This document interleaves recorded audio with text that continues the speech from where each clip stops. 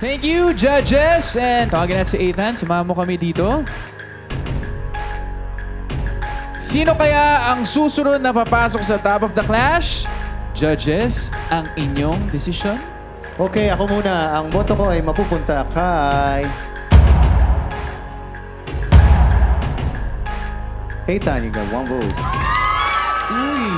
Thank you po. Boto ni Opa Christian na punta kay Ethan. My vote goes to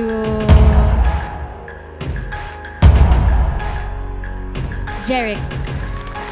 Kay Jeric naman. One vote for Jeric. JL, nasa iyo. Ang napili ko ay si...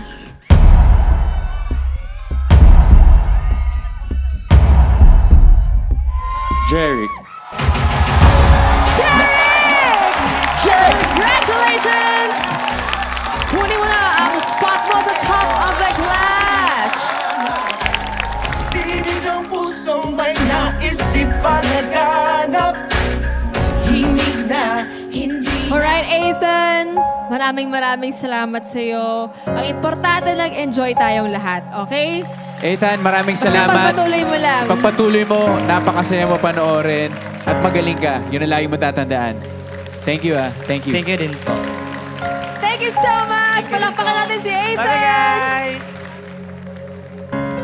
I feel sad po, but okay lang because I was enjoying po perform sa stage. I feel very happy po and satisfied because I did not thought na mag-i-enjoy sila sa kanta ko po and sa performance po. Katie ng Blazing Gen Z at Donald ng Next Gen Power, please join us here. Tara na! Yun.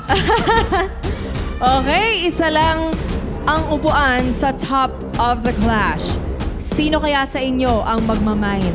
Ang huling banggaan ng talento ngayong gabi, saksiyan sa pagbabalik ng The Clash Teens, isa laban sa lahat! Go!